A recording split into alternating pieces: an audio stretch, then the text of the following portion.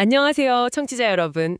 오늘 저희가 함께 파헤쳐볼 이야기는 텔코웨어라는 회사입니다. 최근에 이 회사의 최대 주주가 회사를 상장 폐지시키려다가 소액 주주들의 거센 반대에 부딪혀서 무산된 사건이 있었죠. 아마 들어보셨을 텐데요. 저희 손에는 지금 이 사건의 전말, 그리고 텔코웨어의 속사정, 앞으로 펼쳐질 가능성, 이런 것들을 분석한 여러 자료들이 좀 놓여 있습니다. 오늘 저희 목표는요, 이 상장 폐지 시도가 그럼 왜 실패했나, 그 이유를 좀 명확히 밝혀보고, 또 겉으로 보이는 통신장비 사업 너머에 숨겨진 텔코웨어의 진짜 가치는 뭘까, 그리고 이 회사가 앞으로 어떤 길을 걷게 될지 이걸 함께 예측해보는 겁니다. 마치 기업 가치와 주주 권리, 이 두 축 사이에서 벌어지는 아주 흥미진진한 줄다리기, 이걸 관전하는 기분이 드실 수도 있겠네요. 자, 그럼 본격적으로 시작해볼까요? 이 시장에서 거래되는 가격보다 회사가 가진 진짜 자산 가치가 훨씬 크다, 이런 평가를 받는 기업인데, 도대체 어떤 사연이 있었길래 최대 주주와 소액 주주 간에 이런 극적인 대립이 벌어진 걸까요? 그 배경부터 좀 짚어봐야 할 것 같습니다. 네, 텔코웨어, 사실 어떤 사업을 하는 곳이길래 이런 상황까지 오게 된 건가요? 자료를 보니까요, 핵심 사업은 이동통신망의 뇌나 심장 같은 부분, 이 코어 네트워크 솔루션을 만들고 공급하는 일이더라고요. 예를 들면 가입자 정보 관리 시스템 HLR UDM이나 아니면 LTE망에서 음성통화 가능하게 하는 기술 IMS 같은 게 주력 제품이라고 해요. 이게 통신망 운영에는 필수적이고 또 한 번 설치하면 바꾸기가 어려운 그런 중요한 소프트웨어라는 거죠. 기술력 자체는 업계에서 꽤 인정받는 분위기인 것 같은데, 문제는 이 시장 자체가 더 이상 크게 성장하기는 좀 어려운 성숙기에 접어들었다는 점입니다. 물론 미래를 보고 5G 관련 기술 투자도 하고 있다고는 해요. 통신망을 좀 더 소프트웨어 기반으로 유연하게 만드는 그런 가상화 기술 있잖아요.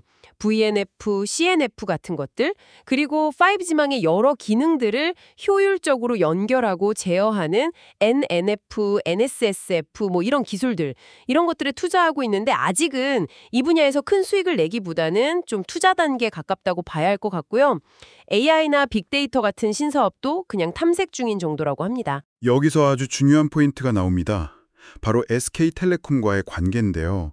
여러 자료들을 종합해보면 텔코웨어 매출의 정말 절대적인 부분이 SKT와의 계약에서 나옵니다. 특히 꾸준히 발생하는 유지보수 계약이 핵심이거든요. 예를 들어보면 2022년, 2024년, 2025년에 걸쳐서 매년 100억 원이 넘는 규모의 HLR이나 음성통화 솔루션 유지보수 계약을 계속 맺고 있어요.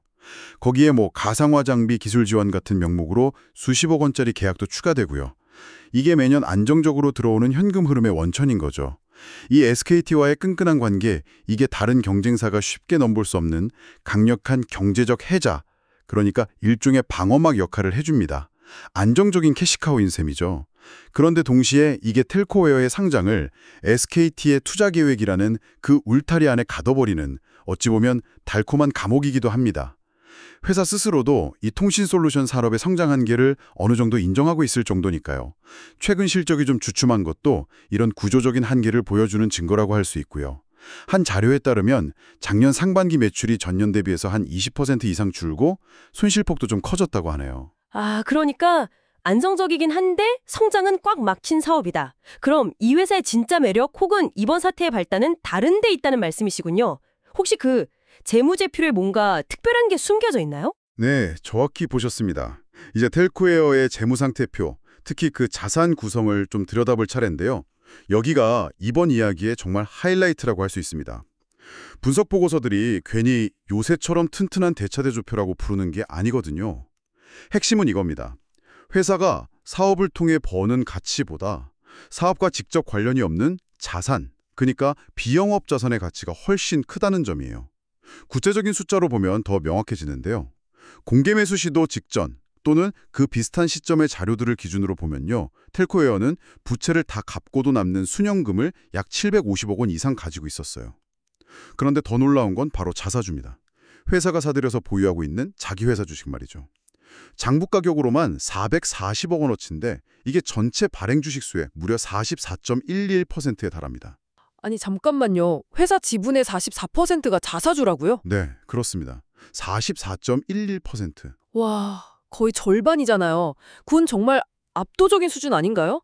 보통 상장사들이 이 정도로 자사주를 많이 들고 있진 않죠. 맞습니다. 매우 이례적이죠.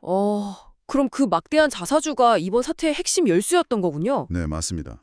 당시 시가총액이 한 1,000억 원 남짓이었는데 순연금하고 자사주 장부 가치만 합쳐도 거의 1,200억 원에 육박했어요.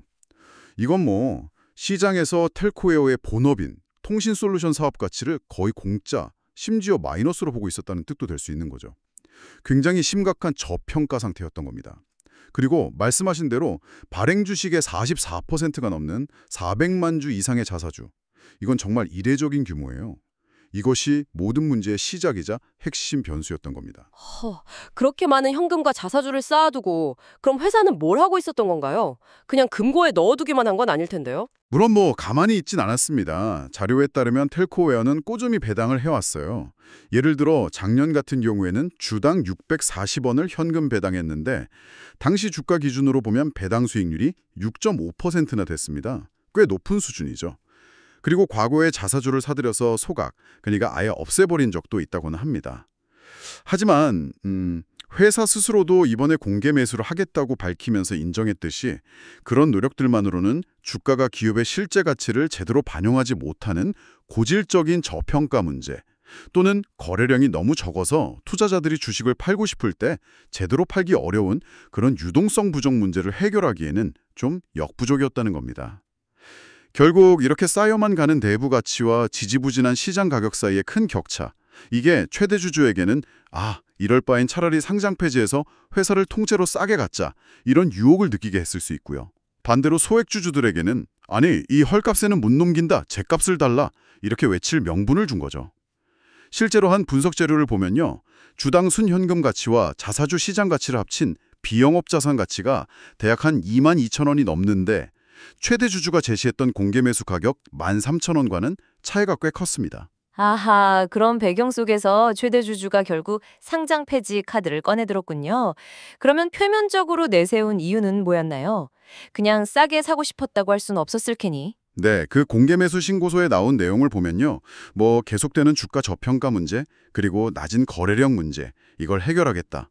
또 상장 유지에 드는 여러 비용이나 규제에서 좀 벗어나서 단기 실적에 얽매이지 않고 장기적인 관점에서 M&A나 R&D 투자를 좀 자유롭게 하겠다. 그리고 뭐 일부 주주들이 계속 상장 폐지를 원했다. 이런 점들을 이유로 들었습니다. 자, 그럼 그 공개 매수가 어떻게 설계되었는지 좀 더 자세히 볼 필요가 있겠네요.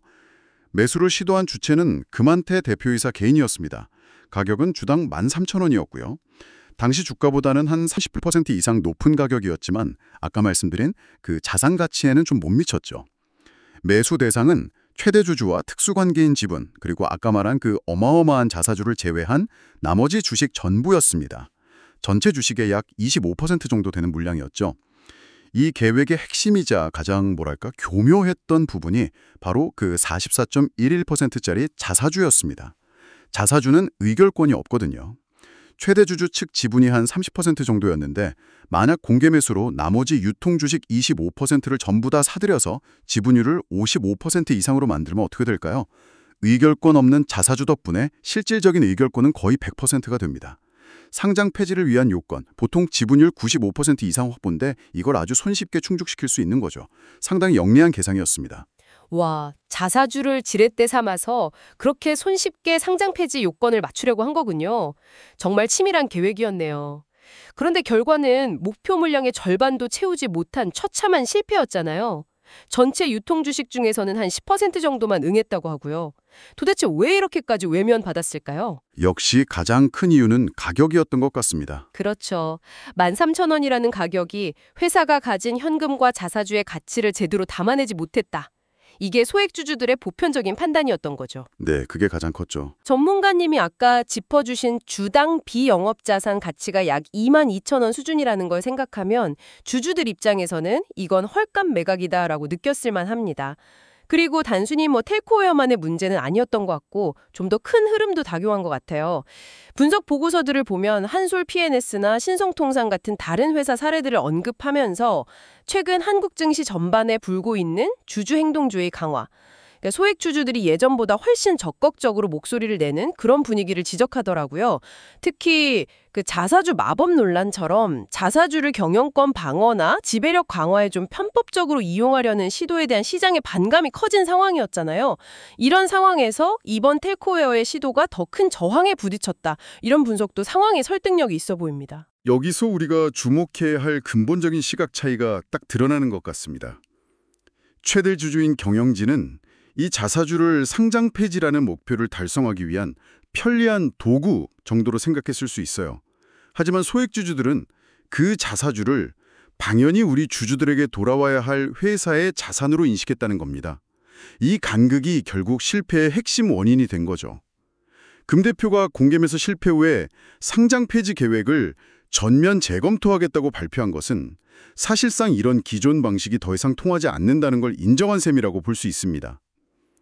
그렇다면 이제 텔코웨어 앞에는 어떤 길들이 놓여 있을까요? 회사는 분명 중대한 갈림길에 섰습니다. 저희가 검토한 자료들을 바탕으로 몇 가지 가능한 시나리오를 좀 그려볼 수 있을 것 같은데요. 첫 번째, 그리고 아마 발생 확률이 가장 높다고 보는 시나리오는 강화된 주주 환원 정책입니다. 이걸 시나리오 A라고 해보죠. 상장 폐지 시도가 막히면서 경영진은 이제 주주들을 달래야 하고 동시대, 아니 이렇게 좋은 회사를 왜 이 가격에 방치하냐는 시장의 압박에 답해야 하는 상황에 놓였어요. 가장 확실하고 직접적인 방법은 역시 쌓아둔 가치를 주주들에게 돌려주는 것이겠죠. 구체적으로는 두 가지 행동을 예상해 볼 수 있습니다. 하나는 막대한 현금을 이용해서 대규모 특별배당을 지급하는 것. 다른 하나는, 그리고 이게 훨씬 더 중요할 수 있는데, 바로 그 문제의 핵심이었던 44.1% 자사주의 상당 부분을 소각하는 것입니다. 자사주 소각은 시장에 유통되는 주식수를 줄여서 주당 순이익 EPS나 자기자본이익률 ROE 같은 지표를 즉각적으로 개선시키거든요. 그리고 남아있는 모든 주주들의 지분 가치를 높여주는 가장 강력한 주가 부양책 중 하나입니다.